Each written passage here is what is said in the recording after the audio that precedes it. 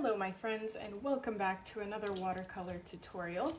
Today we are painting something very similar to what I painted a couple tutorials ago, or maybe it's the last tutorial. I don't know what order I'm going to be uploading this in, but it's also a floral design. And I know you're probably thinking, what the heck, Julia? You don't like flowers.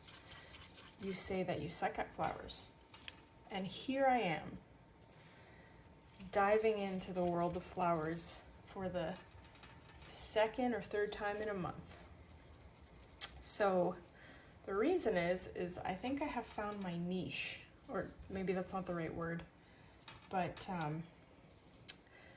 in order to paint flowers in a way that I'm satisfied with, I have found the method, I guess. And that method is painting collages of flowers. So today we are painting a very dark background, and I started by combining a bunch of greens with black, and I'm just adding these little splotches of that particular green combo. It really doesn't matter what kind of green combo you have, as long as it's nice and dark.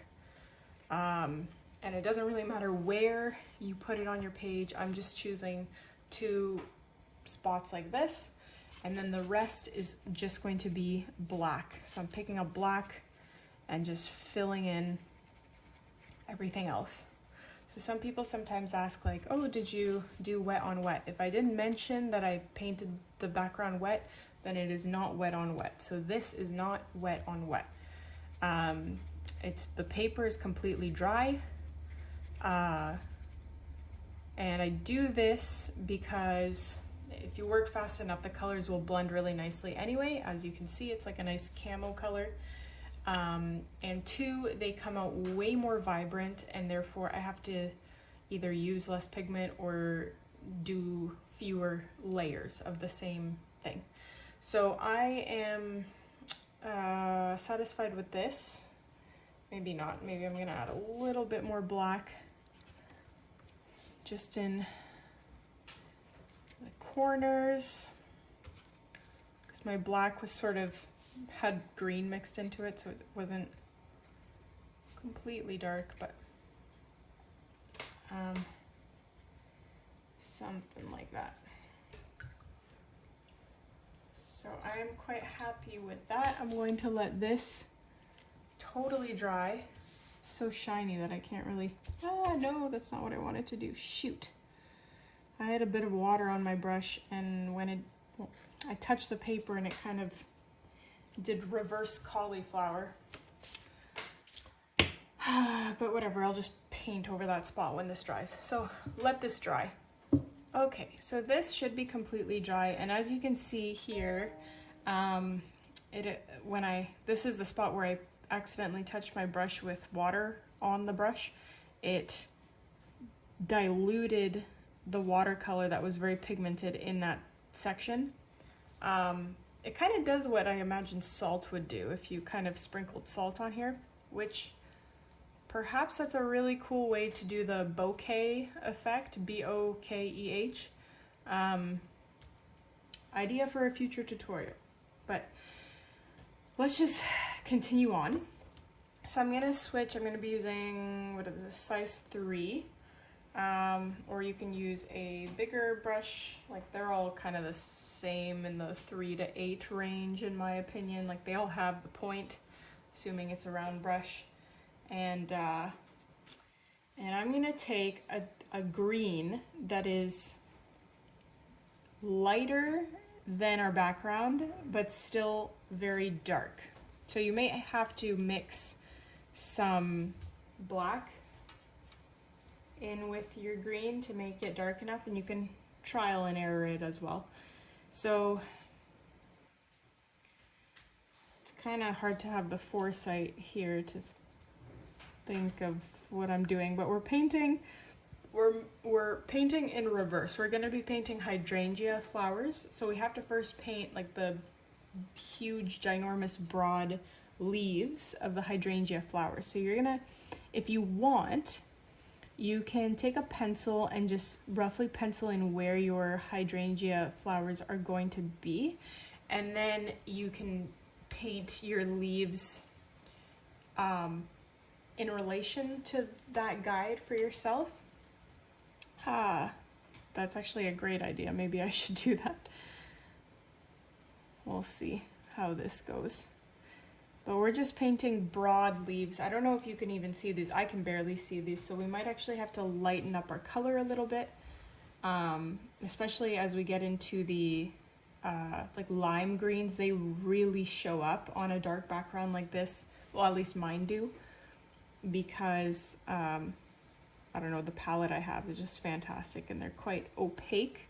The reference, by the way, this is Tiinasdiary. That's where I'm the painting I'm inspired by, and she definitely did not use watercolor. Like, I have just a screenshot, and her paintbrush is loaded with thick paint, so I'm guessing it's gouache or acrylic paint. So I always enjoy the challenge of trying to watercolorify a painting that is painted with a thicker medium. I think it's a lot of fun and adds a challenging element. But if you want to do this exact same thing with acrylic paint, I mean, the steps are probably the same. Maybe do the background in watercolor, because I imagine that would be easier to get this like green tie-dye effect. So yeah, I'm just painting these leaves everywhere. The first layer of leaves doesn't matter as much because it's so dark that it's barely visible, and you're going to be painting over them anyways.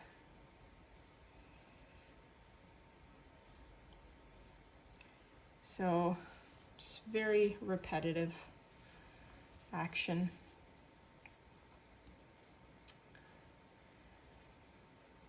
So we are doing our landscaping around our house now.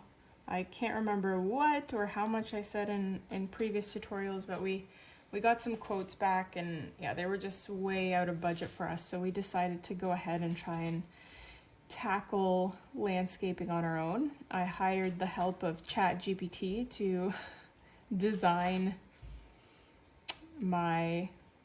what I'd want everything to look like, and that tool is so handy.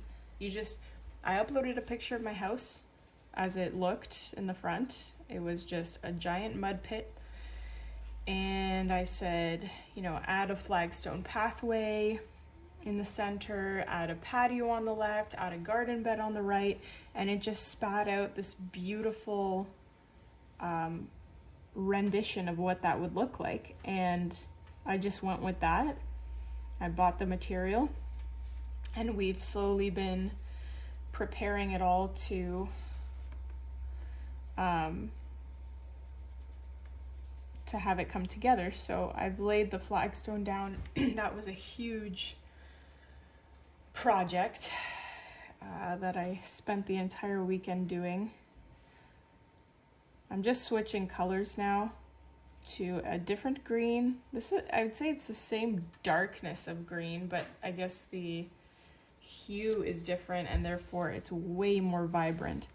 I'm actually gonna blow dry that first layer first before applying this second layer.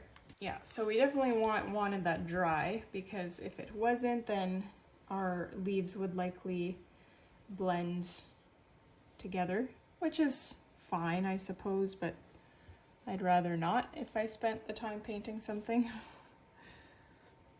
So, yep, just basically you can overlap some and not overlap others. Paint it however you wish. So we're doing exactly the same as the first layer.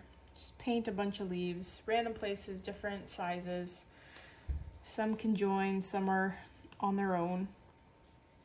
As long as you have a rough idea where you think flowers might go, you don't even need that. Just, it'll come together on its own, I promise. So yeah, I spent we first had to level where our flagstone walkway was gonna go. Then I laid the pattern of the flagstone pathway and patio. Then once I had the pattern down, the most annoying part was leveling the stones. That was very physically demanding because you had to lift every single stone and like stuff soil underneath to make sure it was level with the other stones around it, but so that it also didn't rock back and forth. It was definitely not my favorite task in the world, but it's finally done. I already did the garden bed on the right side of the front door a few weeks ago, so that's been sitting pretty. And I saved my perennials from the previous house that I had purchased. I had dug them up and then just transplanted them over the winter in my vegetable garden, and then when they were ready to live in their new home, I just dug them up and plopped them where I wanted them. So that was definitely a good call. And we have tons of ferns growing in our forest, so that's like a free perennial that I just dug up and popped where there was room. Okay, so I'm gonna make some of my leaves really big because this is taking a little bit longer than I was anticipating. Maybe I'm not making my leaves large enough. And you really should have varying sizes of leaves, varying shapes roughly.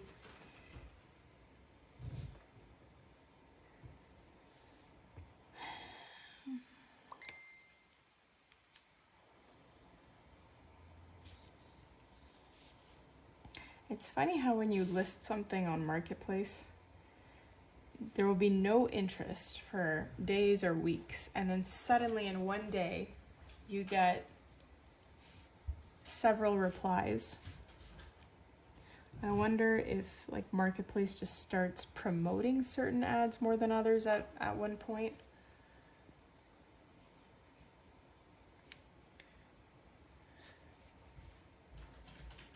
But if you hear pings, every time there's a ping, it's someone asking me about this particular item that I have on Marketplace. So hopefully it'll sell today. Okay, let's move on to an even lighter color. So I'm gonna go ahead and pick up my, not lime green, but this is maybe a shade darker than lime green, not shade, hue. I don't know, man. This color theory and all those details are not my forte on this channel. I just paint and hope for the best. So I have had people like point things out before, critiquing me on my methods, and fair enough, you know, like I'm sure there are specific ways you should be doing things, professionally speaking, and I guess some people are under the impression that if I'm teaching people how to paint that I should adopt the correct methods. And you know what? Everyone is free to have their own opinion about that. But I'm not really... When I was in high school, that's where I took art every year in high school. And there was an art history component, a small art history component in the visual arts class. So, you know, with every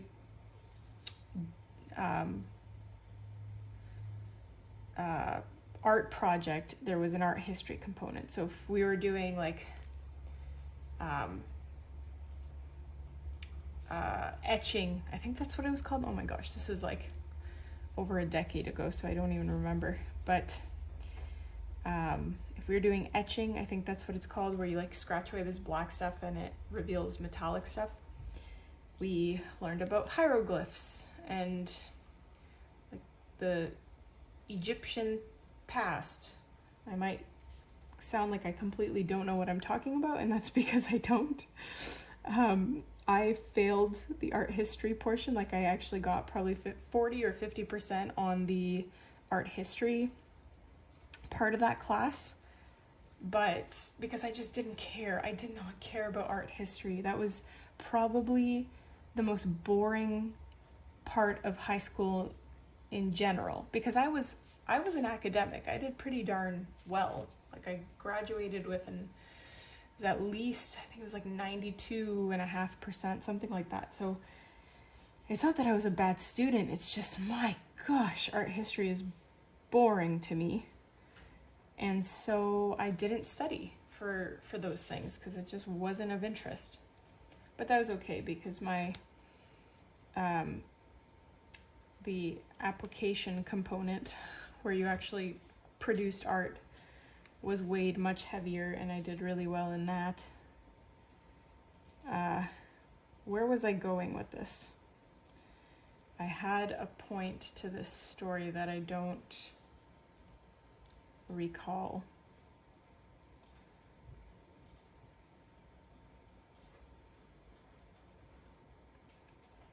Oh, I guess it was in relation to people critiquing how I teach, or that I don't use like the correct methods to teach people. I had another person, well-intentioned, say something like, I had a little anxiety moment when you used like X colors to make black, but it worked. Something like that. I can't remember exactly what the comment was. And like, they meant well. Like, I wasn't offended by that comment at all. But in my mind, I'm like, if I use red and green and somehow in my mixing that turns into black, or some, variation, if it turns into the color that I want it to be, then who cares how I got there? I got there. So, I don't know, everyone has their own kind of journey. There are some people that are very, very married to the process, and, power to them. Kind of like my dad. He's very much focused on technique, not with art, but like with sports. When we used to go skiing, it wasn't just like, let's go skiing for fun. It was, you have to practice your technique, and you have to have the correct technique. And I was like, Dad, I don't care about the technique. I'm here to ski and have fun. It's like, you'll have more fun if you have good technique. And it was the opposite of fun, because I didn't care about technique. So it's a similar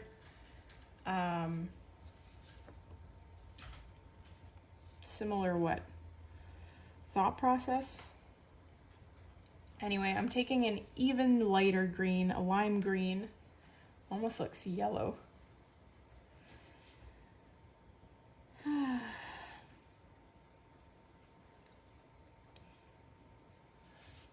Yeah, it looks yellow on this page, which I'm not too happy about, and it's not very opaque. It's showing through more than I would have liked, but oh well.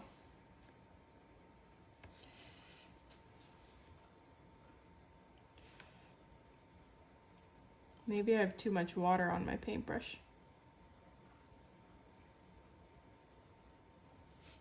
So in a previous tutorial, a recent one, I was saying that the following weekend we had a village-wide garage sale event, and how excited I was about that. And it was fun. It's so great, going out and finding these treasures that you don't need them, but they're so inexpensive that why the heck would you not have a little bit of pleasure? So for instance, this is so relevant. I can't believe I forgot to say this. I even have them right here. There's this house that we have, I guess you can say, admired in the village. It's a very unique looking house. And this house was one of the ones that were participating in the garage sale. And this guy turns out is was a sculptor. It's an older man. And so he had all these very expensive fancy art supplies, like calligraphy materials, like really cool stuff. And he had brand new, what looked like to me, professional grade stamps. And I have mentioned, like not too long ago in a video, maybe 2 or 3 tutorials ago, I mentioned if there was a stamp where I could stamp on trees in black, that would make my life so much easier. And look what I found. I don't know if you can see this, but it's a tree stamp and a little cute acorn stamp, and they're brand new. And I got these both for $1. Like together, I paid $1 for them because I like to bargain. But how cool is that? The original price was on those stamps and they were like 20 bucks. So, I don't know. I love garage sales for that reason. And I went garage selling with my mom as a kid so much. So the haggler in me is still very much fresh and alive. So every time they either had a price listed or I said how much and they gave a price, I always offered less. And I always got it. So that was a lot of fun. I had a lot of fun. We found some other things that I have been casually looking for. So very successful day all in all. Okay, back to the painting. I'm done my leaves for now. I did forget, I wanted to paint veins on the leaves. I'll go back and do that after I do my first layer of the blue. So you can choose whatever color of hydrangea that you want. I'm gonna just go with the blue because that's what's in the reference photo, quite honestly. So the intention here is to paint a circle, but not just like paint a perfect circle. Do kind of a stippling motion in the shape of a circle. Because a hydrangea, like if you look it up, if you don't know what a hydrangea is, then it's very helpful if you just quickly Google an image of a hydrangea. Otherwise, it'll be a lot harder for you to paint something that you don't know what it actually looks like in real life. But it's not a perfect circle. It's like hundreds of these tiny little flowers that make up one ball of a flower. So look that up if you don't know what it looks like. And then that's why we are stippling in a circle so that the edges are rough. Alternatively, if you really want to paint a circle, you can paint your circle like this. And then you can stipple around it. But I feel like that's just more work, so it's up to you.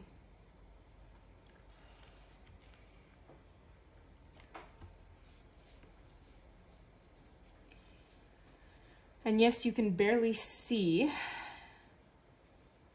this navy blue, but that's the idea because we're doing exactly the same thing that we did with the petals, where we're starting with a darker color or hue, whatever the term is, and we are going lighter over time.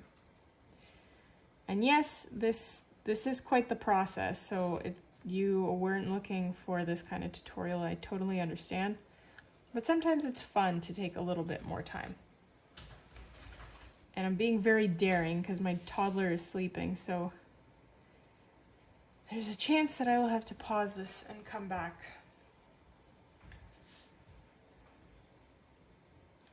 I chose to paint this over raking out topsoil, which I'm gonna have to go and do anyways. And it's the first 24-degree day that we are having today. Like, it feels like spring and early summer has taken way too long to arrive this year. Not sure what's up with that, but it's here now, so I'm gonna try to soak it in and be happy.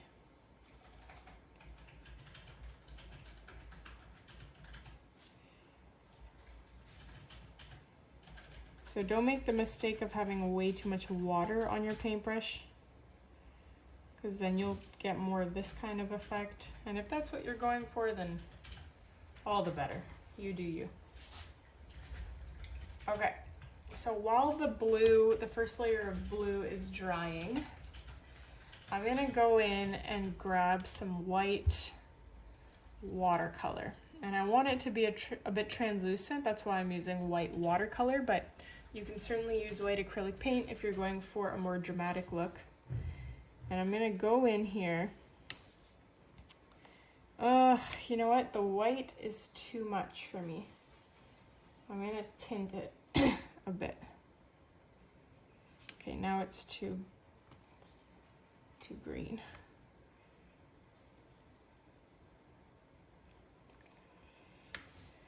And you can choose the lighter flowers to paint the vein, sorry, not flowers, the lighter petals to add the veins to.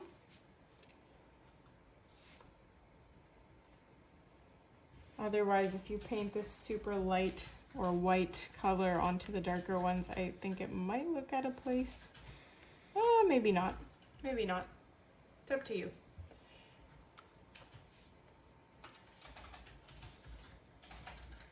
You can choose to do all of them, some of them. Again, you have autonomy here to decide what works for you. Ooh, that was way too thick.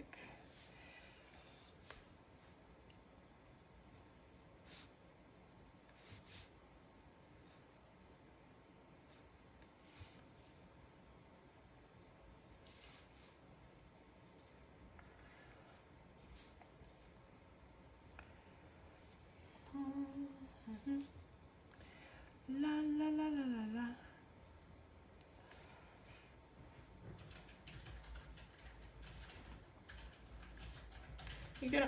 I mean, I can always go back in and add more after the fact, more veins if I feel like this wasn't enough. I'm gonna just stop for now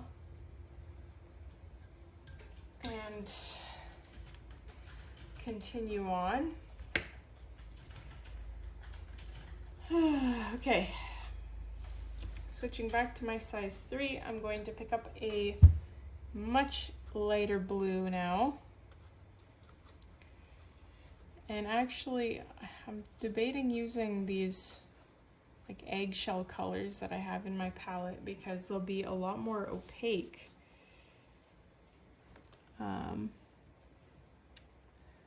We'll see where we go from here. But we're doing exactly the same thing. This sort of circular stippling motion on top of the blue, but we're trying to leave a border around it to bring out, so that the our original color is still visible a little bit through the color that we're layering on top. Otherwise, it would be pointless to do this in layers.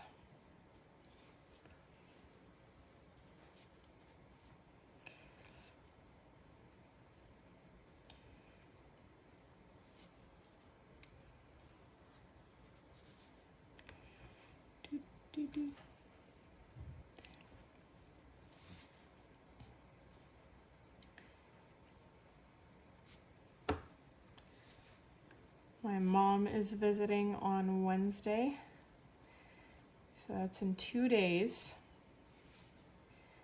and I can't wait because, well, I love having my mom here, first of all, but it means I have a free babysitter and I'm gonna be able to get so much done finally. So very, very much looking forward to her coming here. Okay, so we need to let that layer of blue dry. So I'm just gonna put a blow dryer to this. So that should be dry. I'm going to now pick up this eggshell sky blue color. And I'm gonna layer, ooh, that is really bright. Let me try this eggshell darker sky blue color that I have. That's better.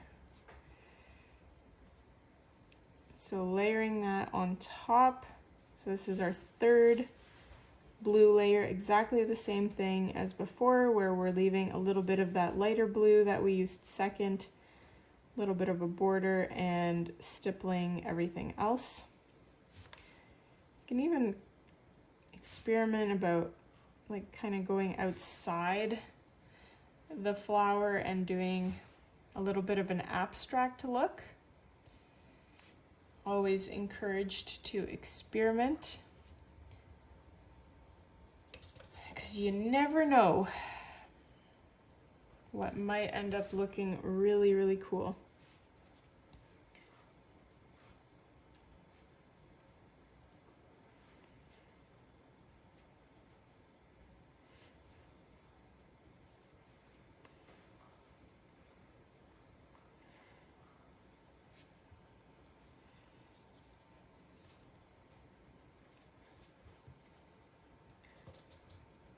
Also, I read from one of my members on my channel, they were requesting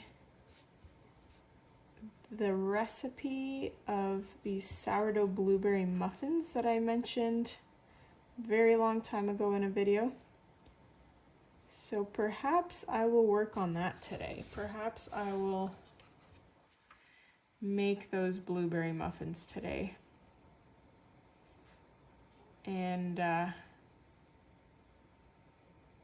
post that up. I can't remember, I don't want to say a name because if it's neither, then I feel really bad. It was either Susan or Barbara that said this, and if it was neither, then I am so sorry. I didn't read the full comment yet. I just read the preview and I saw sourdough blueberry muffins in the preview, so the intention is to make those and post them for you. Okay, so these are really coming together. I do like adding a little bit of the lighter color around the flower. It adds this neon cosmic look, which I'm all about.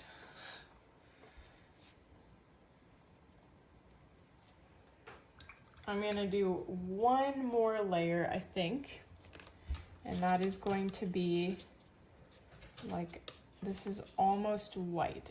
It's an eggshell color, so it's very opaque, even more opaque than the white that I use.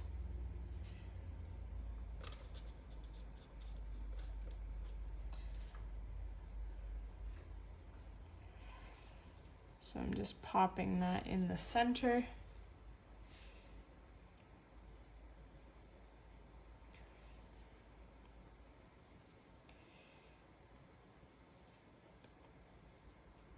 Another reason I'm very excited for my mom to come is she recently started bringing this chocolate Black Forest cake from this local to her bakery pastry place called, actually I'm not gonna say it because I don't know if I should do that, but anyway, it's so good and she's been bringing that every time. Really looking forward to eating that. And Costco sells these Polish sausages, and she says they only sell them during the summer. So She always picks up a package and brings them so we can roast them over the campfire here. And we were vegan for like 6 or 7 years, so I obviously didn't eat them, but I always roasted them for my mom, and they smelled so divine. And then we haven't been vegan for like, I don't know, 2-ish years, and so now I indulge, and it's so tasty. Okay. I don't know about you guys, but I'm a little bit underwhelmed by these hydrangeas. I think to spruce this up a little bit, I'm going to just add a little spitter spatter. Something's wrong there, so that does not sound right. But I picked up like one of the lighter blues I used in here, and I'm just gonna do that. And I don't know, instantly for me, that livens up a painting that looks a little bit boring to me. Let me know what you guys think. Are you tired of the splatters? Are you like, Julia, just paint better and then you don't have to use splatters? Oh, my daughter woke up. Okay. Well, that's good timing. I'm just adding these random blue dots. I don't know, maybe they can be little other random flowers growing in this patch, but this doesn't really look anything like the reference photo. It looks very cosmic to me, which isn't a bad thing, but let me know what you guys thought about this one. Please don't forget to hit like, subscribe, comment your opinion, and I will be sure to see you in the next tutorial.